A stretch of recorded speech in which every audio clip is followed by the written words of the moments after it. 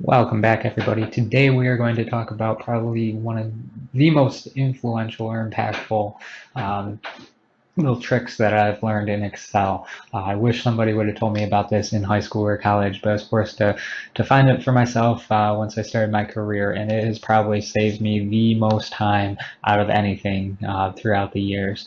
It's hugely impactful when writing formulas and duplicating those formulas over and over, and just makes it so you can just drag and drop and you don't have to worry about changing cells and dragging references back and forth, and just makes life so much simpler.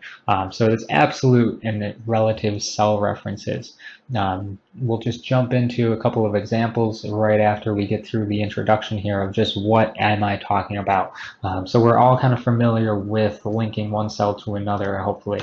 You put in a value there and it will just link over, and you can drag and drop, and it will change. Now that is an example of a relative cell reference. So it's useful in a lot of situations because you'll have values that you want to kind of track over time. But there might be situations where we don't want to change that cell. So we're going to want to just put a $sign in front of both of those, and it will lock that in. So that $sign is making it absolute.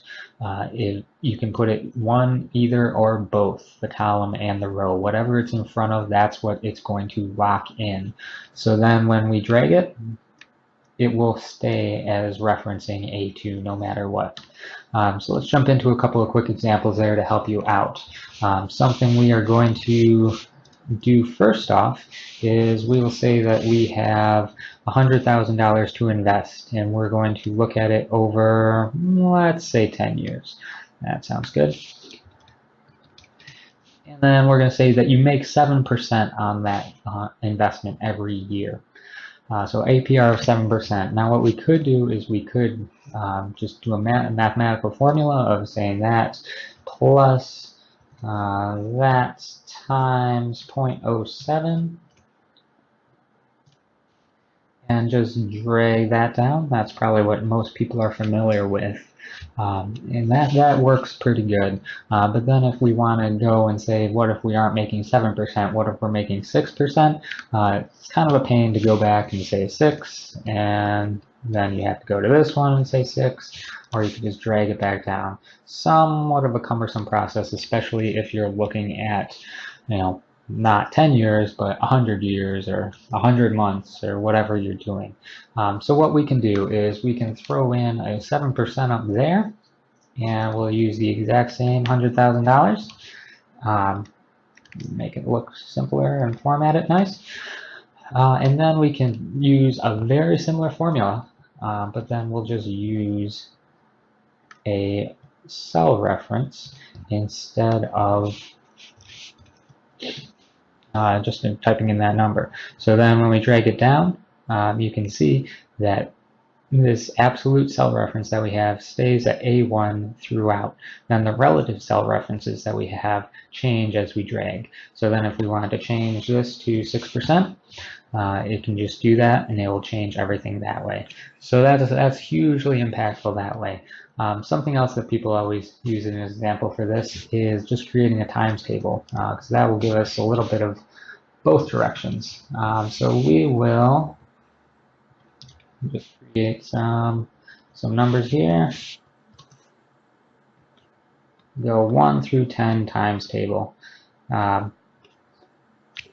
then we can just go through and do that times that, but then we'll have to do it over and over and over again. So what we can do here is we can use our absolute cell references to just be able to drag and drop. So when we look at F2, we're always going to want to stay in row number 2. The column's going to change, but the row is always going to stay the same. So we're just going to throw a $sign and lock in row number 2. Similarly, with E3, we're always going to want to stay in column E. The row is going to change, but the column is not. So we're going to throw in a $sign in front of E. Then what happens? We can drag it and drag it down. and everything is going to stay exactly where we locked it in. What's relative is going to change, and what is fixed is going to stay fixed. So that is hugely powerful. You can use these in any formula that you are referencing cells, and hopefully that saves you a bunch of time. Got some other videos on the screen for other helpful Excel tips that come up a lot, and hopefully you guys found this useful. Thanks.